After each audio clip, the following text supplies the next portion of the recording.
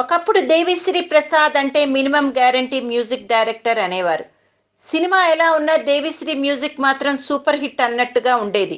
అందులోనూ మెగా ఫ్యామిలీతో దేవిశ్రీ ప్రసాద్ అనుబంధం ప్రత్యేకం. చిరంజీవి నుంచి అల్లు అర్జున్ దాకా అందరికీ సూపర్ ఆల్బమ్స్ ఇచ్చాడు దేవి.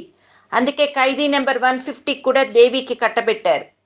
ఇప్పుడు నెంబర్ 1 మ్యూజిక్ డైరెక్టర్ అనే స్థాయిలో ఉన్న దేవిశ్రీ ప్రసాద్ కూడా ఆ పొజిషన్ ఎంజాయ్ చేస్తున్నాడు. దేవిశ్రీ ప్రసాద్ మ్యూజిక్ ఒక్కో సినిమాకి ఒక్కోలా ఉంటుంది. ముఖ్యంగా దేవిశ్రీ కంపోజ్ చేసిన మ్యూజిక్ క్వాలిటీని బట్టి సినిమా రిజల్ట్ని కూడా డిసైడ్ చేసేయచ్చు అనేలా దేవిశ్రీ ఇచ్చే అవుట్పుట్లో వేరియేషన్ ఉంటుంది. Rocking music director Devi Sri Prasad Damarukam, Gabbar Singh సినిమాలకు ఒకేసారి మ్యూజిక్ కంపోజ్ చేశాడు. ఆ రెండు సినిమాల్లో ఉన్న పాటలను ఒకేసారి విన్న వాళ్ళకి ఎవరికైనా రెండు సినిమాలకు మ్యూజిక్ కంపోజ్ చేసింది ఒకరేనా అన్న సందేహం వస్తుంది. ఇక ఈ మధ్య కాలంలోనే బాహుబలి స్థాయి మూవీ అంటూ మన ముందుకు వచ్చిన తమిళ పులికి మనవాడు ఇచ్చిన మ్యూజిక్ ఏ రేంజ్లో ఉందో మనకందరికీ తెలిసిన విషయమే.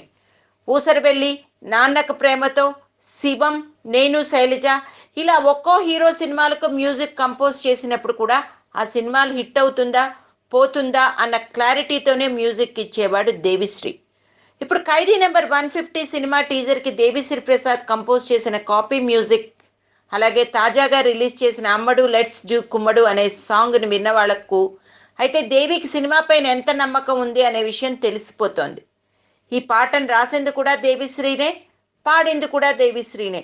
అందుకే దేవిశ్రీ మెగా ఫ్యాన్స్కి విలన్గా మారాడు. ఇప్పటి వరకు సినిమా యూనిట్లో అందరికన్నా ఎవరు ఎక్కువగా నిరుత్సాహపరిచారు అనే ప్రశ్నతో పోల్ పెడితే అందులో అందరికన్నా ఎక్కువ ఓట్లు దేవికే పడతాయేమో.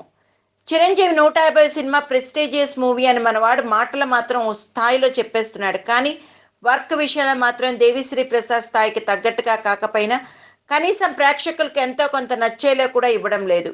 ఆల్రెడీ కంపోజ్ చేసిన ట్యూన్స్ను లేకపోతే కాపీ కంటెంట్ను చిరంజీవి సినిమా కోసం వాడేస్తున్నట్టుగా ఉంది వ్యవహారం.